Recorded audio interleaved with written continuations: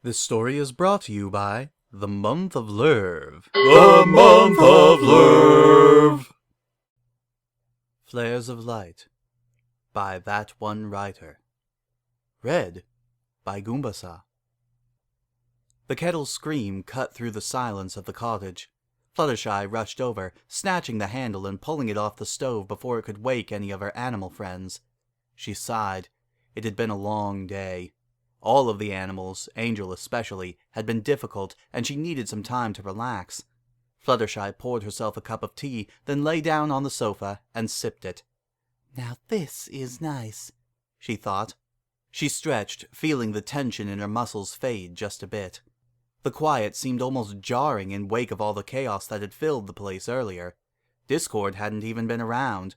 Celestia had requested his presence in Canterlot, probably to keep an eye on him.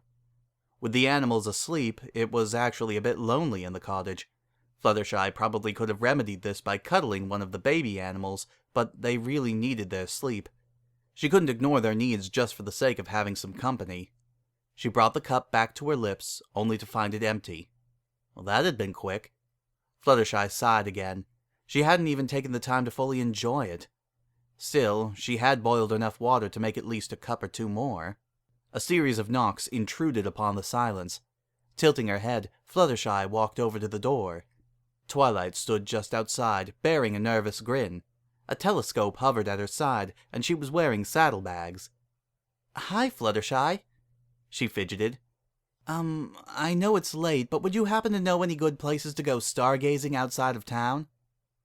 Fluttershy blinked. "Don't you have an observatory in your new castle thing?"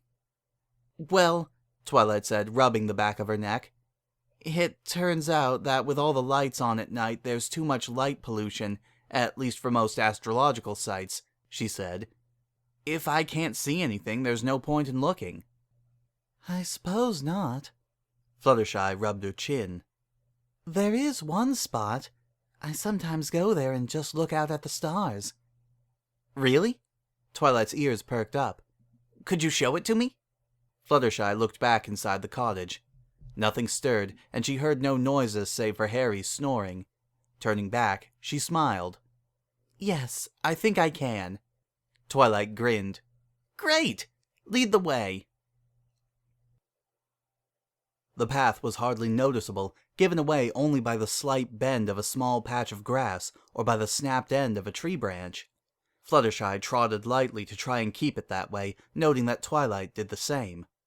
Well, tried, anyway. Walking on paved streets apparently didn't offer too much opportunity for a pony to practice that skill. Faint roaring could be heard from the deeper part of the forest, and Fluttershy heard Twilight's slight panting just behind her. Twilight was so close behind that Fluttershy was certain she felt her friend brush up against her once or twice. The path curved to the right, back towards the edge of the forest. She heard Twilight breathe a sigh of relief as they walked away from the roars. The trees and tall grass gave way to a wide, flat clearing where the grass was shorter and, more importantly, the sky was clear. "Here we are," Fluttershy said quietly. Twilight looked around, eyes wide and mouth agape. "It's perfect," she whispered. She turned to Fluttershy. "Thank you." Fluttershy smiled. "Oh, you're welcome." She watched as Twilight unfolded a blanket. "Hey, Fluttershy?" Fluttershy turned to see Twilight's sheepish grin. Would you mind staying around? I'm not sure I'll be able to find my way out on my own." It seemed rude to point out that Twilight could teleport out. Maybe something prevented that, like the Everfree blocking most magic. If that was the case, Fluttershy could certainly understand the fear of being lost in the Everfree. Goodness knows I've almost gotten lost before. At any rate, it seemed like a better option than sitting home alone. "Okay." Twilight smiled at her, patting the spot beside her. "Come on, there's plenty of room for two." Fluttershy walked over and laid down beside her friend. The blanket was very soft. She imagined that it must have been made of high-quality cotton or some other material. Pulling something out of her saddlebag, Twilight scooted closer. "I brought a thermos of hot cocoa. I don't have any cups, though. I hope you don't mind." She bit her lip. The thought of sharing a drink, pressing her lips against something Twilight's lips had touched, made her face heat up. I I don't mind, she said without a thought. Twilight let out a sigh of relief. Good, she said. She took a sip, then passed it to Fluttershy, who also took a sip. Fluttershy looked over into Twilight's sparkling violet eyes. She felt warmth inside, much warmer than a sip of hot cocoa should have made her feel. So, what exactly are you looking for, Twilight? Twilight looked up at the stars. According to my calculations, there should be a meteor shower tonight. She sighed. Of course, they're not always easy to predict, so I brought this. She picked up the telescope.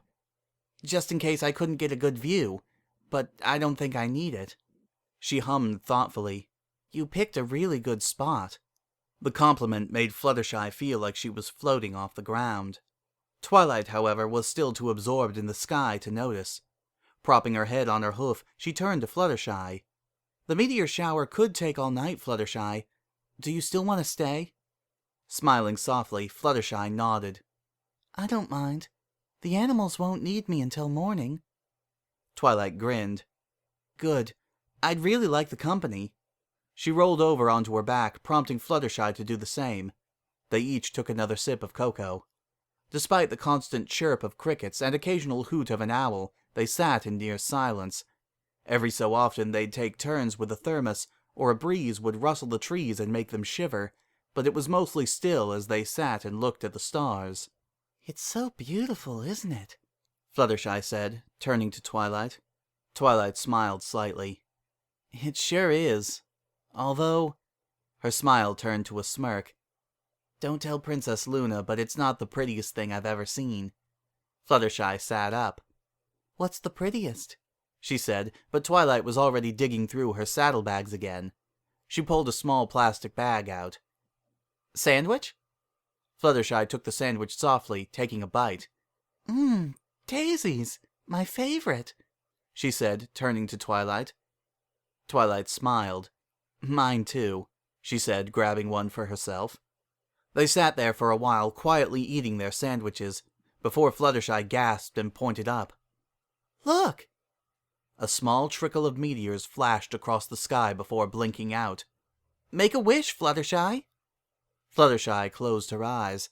Laying here, side by side with one of her best friends whom she had shared a wonderful evening with, she knew without a doubt what she wanted more than anything. She wondered if Twilight had wished for the same. She opened her eyes, looking over to see Twilight just looking at the sky. She tilted her head. Aren't you going to take notes or something? Twilight laughed. I already did a study on meteor showers years ago. She leaned in closer. Now I'm studying if wishes upon meteors come true. What's the wish? Twilight laughed again. Every pony knows that telling someone a wish makes it lose its magic. She smiled. Results are inconclusive so far, but I feel optimistic. Ah. Fluttershy rolled back over. I hope you get your wish, Twilight. Me too, Twilight said, sighing. She grabbed the thermos, only to open it up and look inside. Frowning, she rolled over and said, It looks like we're out of cocoa, Fluttershy. Fluttershy bit her lip. A cold gust of wind blew over her, making her shiver. How are we going to stay warm, then? Well... Twilight fidgeted. I could fold the blanket over us, but we'd have to get really close to make it work. Fluttershy thought she saw her face redden.